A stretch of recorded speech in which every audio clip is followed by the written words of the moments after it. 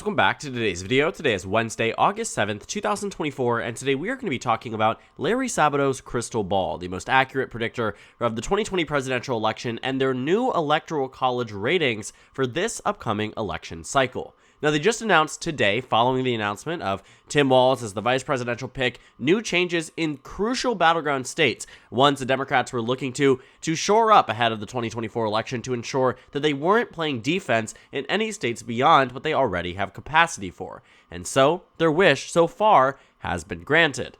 The Electoral College rating changes today particularly focus on states like Georgia, Minnesota, and New Hampshire. Not really touching many of the other states, but in a way that is a good thing right now at the baseline. When we were talking about a lot about Kamala Harris taking over for Joe Biden in the presidential ticket, there were many concerns that specific to the Rust Belt region, Kamala Harris would lose ground relative to where President Biden was. A lot of people had cited back in 2020 that he had outperformed Kamala Harris in head-to-head matchup polling data in battleground states like Wisconsin, Michigan, Pennsylvania, and Ohio and Iowa.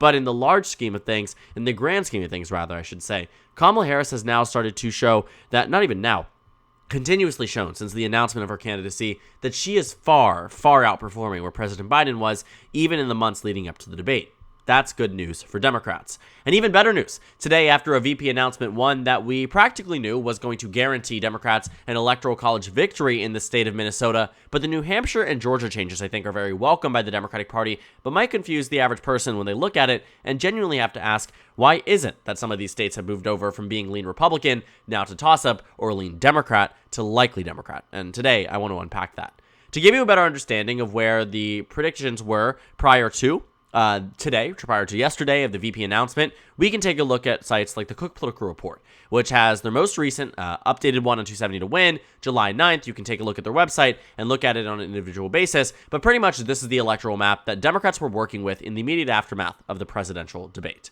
Now, granted, Democrats were doing better, slightly better than where they were on July 9th, and a large reason for that, or prior to July 9th, and a large reason for that was because the fallout from the debate was quite tremendous. We have yet to see an updated electoral map rating from Cook Political Report, Inside Elections, many other firms that typically do this on a routine weekly basis. I think a big part of it is that they built their entire model on fundamentals that seemingly only applied to President Biden, but might apply to Vice President Harris, might not, and we're waiting to see whether or not they actually do. Pretty much the only thing that we have that is pretty consistent is polling data right now. And I think while I would never try to say that polls are the absolute reality or guaranteed going to be what's going to happen, it is quite interesting to see that practically what we've noticed on the financial aspect, the polling aspect, and enthusiasm aspect is all moving in a leftward direction in favor of Vice President Harris. But again, circling back to what I wanted to focus on here, this was the Cook Political Report map prior to the dropout of President Joe Biden. So take a look. 268 electoral votes for Donald Trump, just 2 away necessary to win the election. Democrats, Kamala Harris, Joe Biden, whoever it was meant to be, 226. Today, Larry Sabato's crystal ball ends up with a number of shifts, but a map that is described like this. Democrats might maintain themselves at 226. Republicans, however, are far below the 270 compared to what we saw in Cook Political Report, 235 for the Republicans. It leaves an opening and an opportunity for Democrats to win beyond the 270 needed to win, which is the only opportunity seemingly provided by the Cook Political Report. And it also goes to show the Democrats are shoring up some states that other sites weren't super confident in for President Biden. And again, a lot of that makes sense with this new pick for vice president really boosting Kamala Harris. She was already doing quite well, again, in comparison to Joe Biden. In Wisconsin, Biden was down 3 points on the day he dropped out. Kamala Harris is now up a point in the state. That's a 4-point swing. On the general election standpoint, Kamala Harris now taking the lead for the first time ever for a Democrat this election cycle. Against Biden, Trump had led the entire cycle and was up 3 points on the day that Biden decided to step out of the race. 3 points versus a 1-point victory for Kamala Harris. That's a 3.6% swing since the dropout. And all of this really matters because Kamala Harris, again, was told and yet, time and time again, that she could not appeal to the Rust Belt region the same way that President Biden would. And whether or not that may be true, we genuinely won't be able to test it until November. The reality is, Democrats had concerns about the Rust Belt region, and so they narrowed down their scope of who they would choose for vice president. Almost immediately, we saw that Roy Cooper had removed himself out of the race. Pete Buttigieg wasn't really a possibility. Then it came down to Mark Kelly, Andy Beshear getting eliminated. And the final two were contenders: Minnesota's Governor Tim Walz, who ended up being the VP pick, and Pennsylvania Governor Josh Shapiro, who ended up being in what we would call runner-up, if we were to talk about it in maybe pageant terms, right?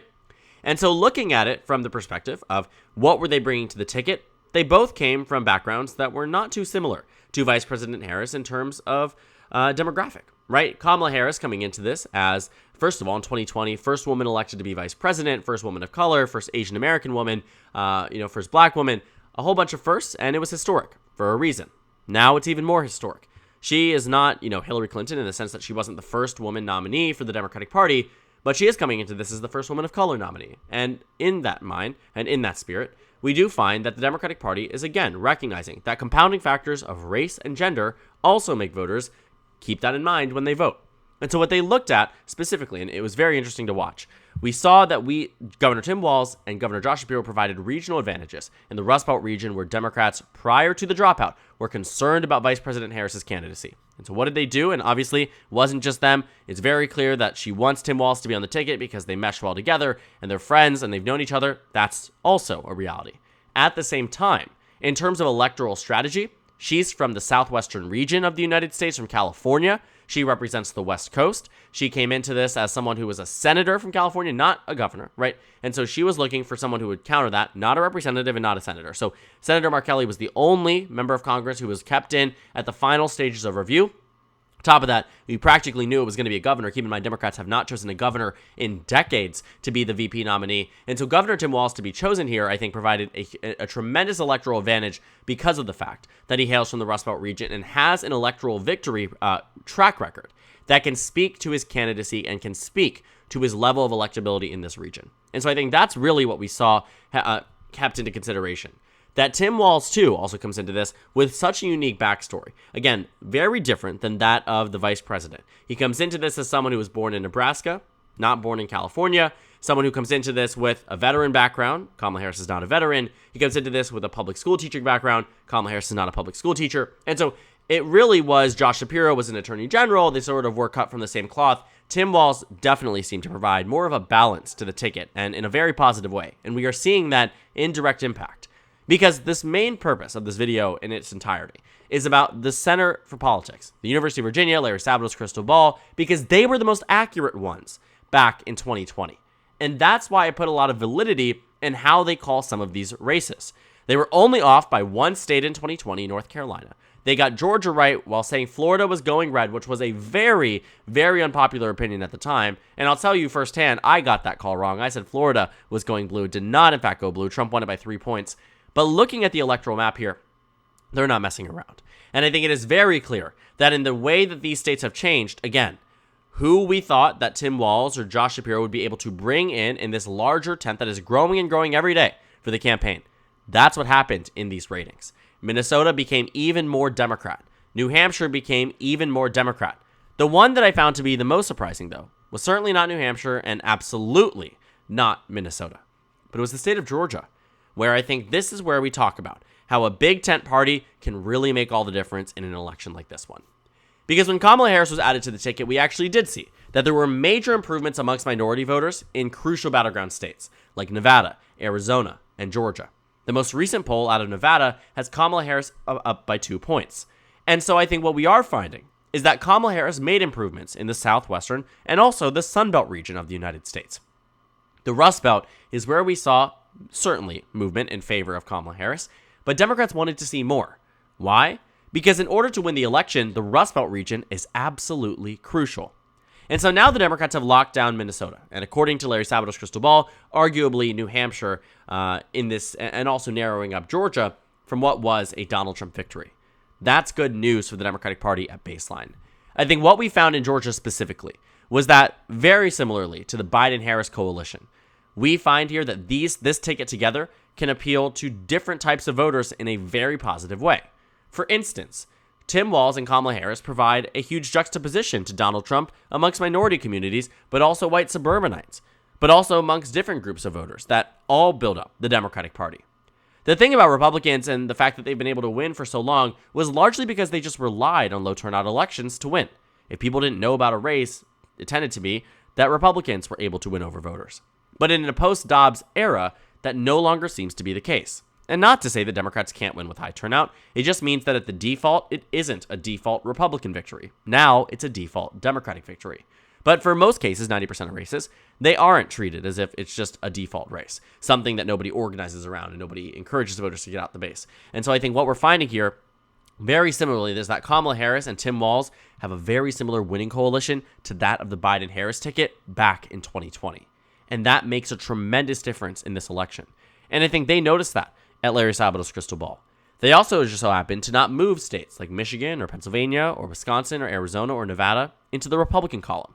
Many other sites were eager to call it for Trump after the Biden debate, but they've been a little bit wary of doing so, and I think there's good reason to it. Especially now that we see new data points that shows Kamala Harris doing far better than Joe Biden did, that matters. And the fact is, they're not adjusting too many of their ratings. Georgia now becomes a narrower state, and Democrats end up locking down Minnesota and New Hampshire, exactly what we thought they would do in the first place. Thus, my electoral prediction of Minnesota and New Hampshire being a likely red state, and Georgia being just tilt red. Used to be lean red in my Biden versus Trump prediction.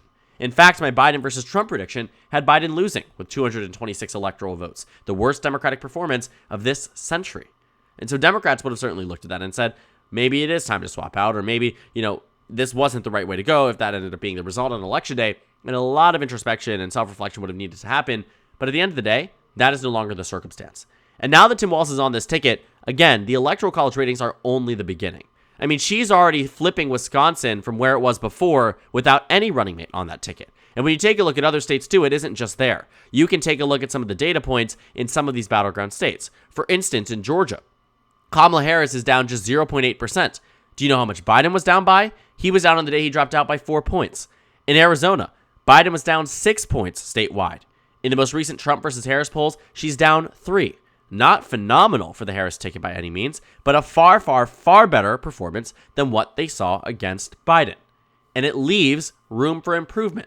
Because Trump is at 48% against Harris, it leaves Harris the opportunity to hit a higher point because her ceiling is higher than Biden's.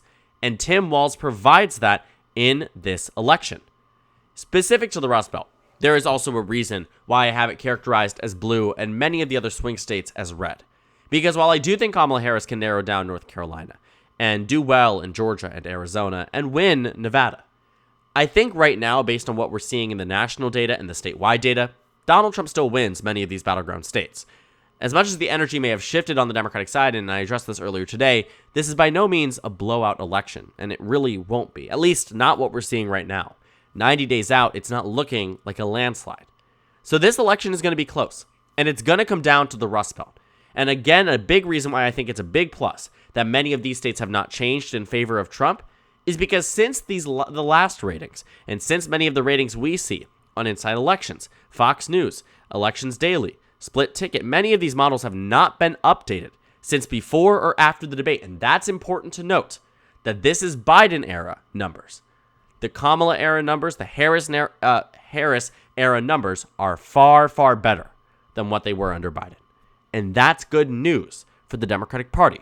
Fundamentally, you're finding that their odds at victory in the House are increasing, their odds at victory in the Senate are increasing, and of course in the presidency as they start to see more favorable returns in new polls, new fundraising metrics, crowd turnout, whatever it might be. This election will be close though. And so we need to keep that in mind when we talk about the races, which is exactly why Tim Walz was chosen for VP. Because we have yet to see in a long time, actually, a swing state governor chosen as the vice presidential nominee for the Democratic Party. It actually is quite rare to see things like this happen. And it's because the Democratic Party is leaving nothing to chance. They seemingly are doing everything correctly right now.